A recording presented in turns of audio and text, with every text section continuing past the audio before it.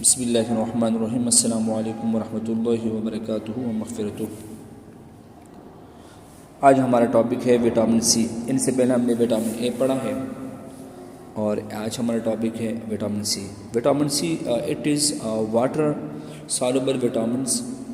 It is needed for the growth and repair of the body tissues.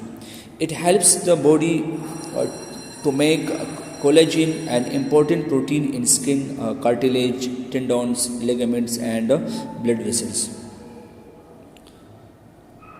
Vitamin C is essential for healing wounds and for repairing and maintaining bones and teeth. Vitamin C deficiency include drying, splitting of hair, inflammation and bleeding of gums, rough, dry and scaly skin, decreased wound healing, nose bleeding, and decreased ability to fight infection. A severe form of vitamin C deficiency is announced as scurvy. Source of vitamin C are different kinds of source of vitamin C, just like it's also present in plant, vegetables, green tomatoes, strawberries, broccoli, cabbage, guava, etc. Vitamin C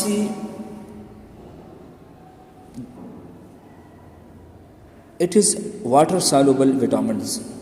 یہ water سالبل vitamins ہے اور اس کا chemical نام ہے it is also called as اسکاربک acid, کیونکہ یہ acidic ہوتی ہے وٹامن سی تو اس کو ہم اسکاربک ایسڈ کہتے ہیں۔ اور سورسز یعنی کون سی چیزوں کے اندر یہ موجود ہے۔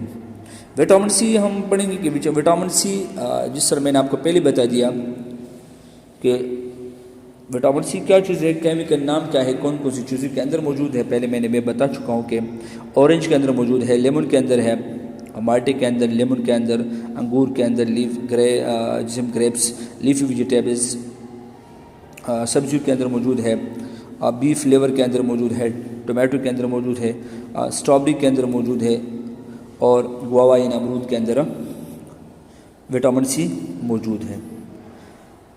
اب اس کا رول کیا ہے، وٹامن سی کا رول کیا ہے، یہ ہمارے جسم کے اندر کیا رول ادا کرتا ہے کہ vitamin C is needed for growth and repairing of tissue all parts of the body. ہمارے جسم کے گروتھ، ہمارے جسم مختلف پارٹ جو گروتھ کرتا ہے، جو بڑھتا ہے، ان کے لیے انتہائی ضروری ہوتی ہے۔ دوسرا جو ہے ریپیئرنگ ٹیشوز، جو ہمارے جسم کے اندر جو ٹیشوز یا جو ارگن کے اندر جب پڑ جائے یا کوئی زخم لگ جائے تو اس کو آپس سے ریپیئر کرتا ہے۔ اس کے بعد جب ہمارے جسم کے اندر وٹامن سی جب موجود ہوتی ہے تو vitamin C is essential for healing of wounds. جس طرح میں نے پہلے بتایا کہ یہ زخموں کے انتہائی ضرورت ہوئی ہے، جب وٹامن سی کی کمی ہو جسم کے اندر تو پھر وہ زخم صحیح طریقے سے ٹھیک نہیں ہوتا، اس لیے it is essential for maintaining bonus and teeth. اس طرح وٹامن ڈی جو ہے، وٹامن سی جو ہے، یہ بونس ہڈیوں کے لیے، کیونکہ اس کے اندر سختی پیدا کرتا ہے اور اس کو اسٹرانگ مضبوط کرتا ہے۔ اسی طرح ٹیتھ کے لیے، دانتوں کے لیے بھی وٹامن سی کی ضرورت ہوتی ہے، کیونکہ یہ وٹامن سی دانتوں کے لیے، کیونکہ اس کے اندر اسٹرانگنیس پیدا کرتا ہے، اور دوسری بات یہ ہے کہ بلیڈنگ سے روکتا ہے اور اس کو اسٹرانگ بنا دیتا ہے۔ اسی طرح جو ہے یہ it blocks the damage cause free radicals, these causes cancer بھی کاز کرتا ہے اور ہارٹ ڈیزیز بھی کاز کرتا ہے، اس طرح آرتھرائٹس ہڈیوں کی بیماری بھی وہ کاز کرتا ہے۔ اب وٹامن سی جو ہے ان white blood sales unable to immune system to function properly, اور وٹامن سی جو ہے وائٹ بلڈ سیلز کے اندر، کیونکہ اس کے اندر وہ وائٹ بلڈ سیلز زیادہ پیدا کر لیتا ہے، جب وائٹ بلڈ سیلز زیادہ پیدا ہوتی ہے تو ہمارے امیون سسٹم کیا ہوتا ہے، اسٹرانگ مضبوط ہوتا ہے۔ اب جب وٹامن سی کی ڈیفیشنسی کمی آ جاتی ہے تو کون سی بیماری کاز کرتا ہے؟ سب سے پہلے بلیڈنگ آف گمس، یعنی ہمارے جو گمس ہوتی ہے، جس کو ہم مسوڑے کہتے ہیں، یہ مسوڑے جو ہمارے دانتوں کے سائڈوں پہ جو مسوڑے ہوتی ہے گمس، ان سے بلیڈنگ، خون آنا شروع ہوتا ہے، اور جب کوئی کھانا کھاؤ گے یا جو ویسے ہی آپ پانی پیو گے یا جو بھی آپ فوڈ کھاؤ گے تو اس کے اندر بلیڈنگ ہوتی ہے۔ اب نوز بلیڈنگ بھی سٹارٹ ہوتی ہے، مطلب وٹامن سی کی کمی کی وجہ سے نوز سے اچانک جو ہے بلیڈنگ سٹارٹ ہوتی ہے اور خون بہنا شروع ہوتا ہے۔ اس طرح انفلیمیشن آف دا گمس، اور یہ جو جس کو یہ ہمارے مسوڑے جو ہے اس کو ہم گنگیویٹس بیماری بھی کہتے ہیں، یہ بھی ہمارے گم جو ہے سر پہلے میں نے بتا دیا کہ یہ زخمی کر دیتے ہیں اور ہر وقت اس کے اندر زخم ہوتا ہے اور چھالے پیدا ہوتی ہے۔ وٹامن سی اگر ہمارے جسم کے اندر اسکن کے اندر موجود ہو یا ہمارے جسم کے مختلف پارٹس کے اندر موجود ہو تو یہ ڈرائنس اینڈ اسپلٹنگ آف ہیئر، جب وٹامن سی کی ہمارے جسم کے اندر اسکن کے اندر ڈیفیشنسی ہو تو ایک تو ہمارا اسکن ڈرائی ہوتا ہے اور دوسرا جو ہے ہمارا ہیئر جو ہے یہ لاس ہوتی ہے، ہیئر گرنا شروع کر دیتا ہے اور بال گر جاتا ہے، گنجاپن پیدا ہوتا ہے۔ اس طرح جو ہے ڈرائی اینڈ اسکیلی اسکن بھی خراب ہوتا ہے، اس کے اوپر وہ دانے پیدا ہوتی ہے۔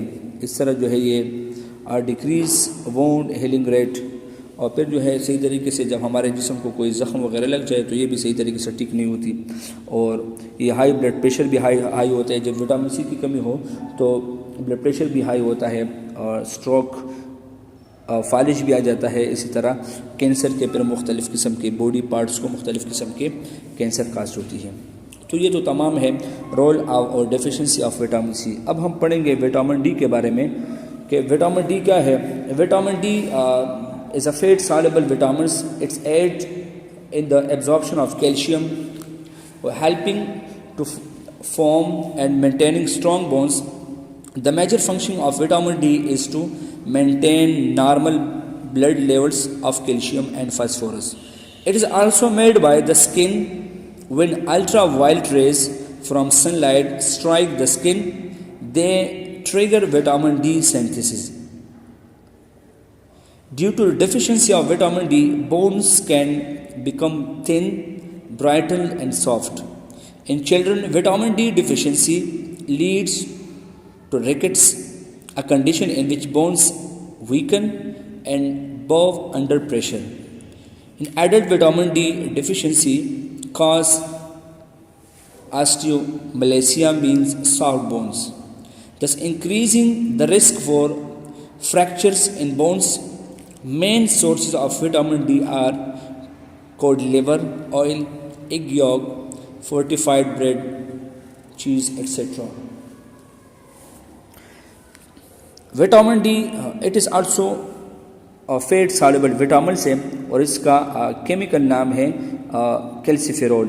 اور وٹامن ڈی جو ہے جن چیزوں کے اندر موجود ہے میں نے پہلے بتا دی کہ ایگز یولک انڈے کی زردی کے اندر، اور لیور آئل کے اندر ہے، چیز کے اندر، پنیر کے اندر، اور برگر کے اندر،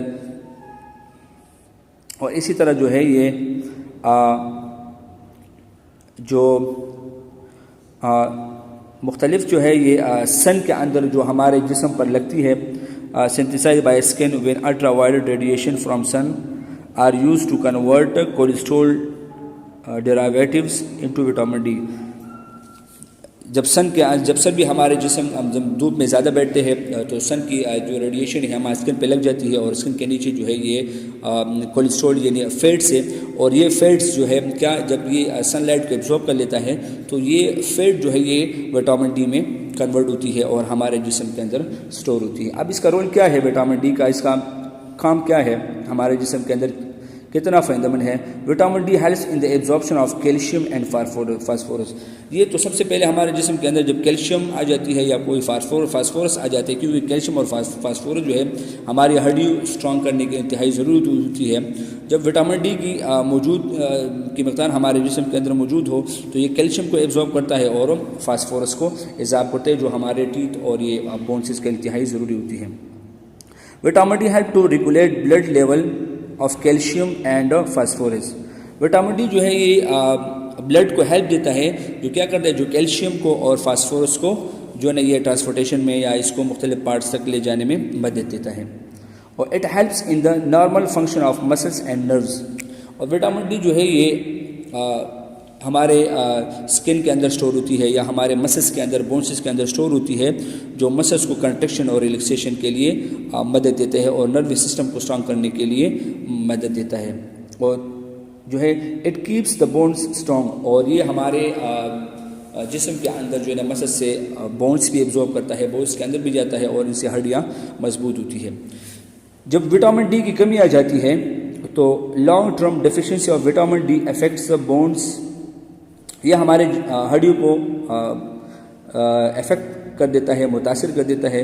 تو سب سے پہلے جو ہے in children vitamin D deficiency lead to rickets, بچوں کے اندر جب یہ وٹامن سی کی کمی آ جاتی ہے تو ریکٹس کی بیماری پیدا ہوتی ہے۔ ریکٹس وہ بیماری ہے جو بچوں کے یہ پاؤ جو ہے یہ اندر گھس جاتی ہے، یا باہر ان کی جو نیز ہے وہ باہر نکل آ جاتی ہے، اور وہ ٹیڑھا پن اس کے لیگس کے اندر وہ ٹیڑھا پن جو ہے وہ ٹیڑھا پن اس کے لیگس کے اندر، اس کے پاؤ کے اندر پیدا ہو جاتی ہے۔ Any condition in which bonus ویکن and بو انڈر پریشر کے اوپر یہ کیا ہو جاتی ہے، وہ ٹیڑھا پن اس کے اندر پیدا ہوتی ہے۔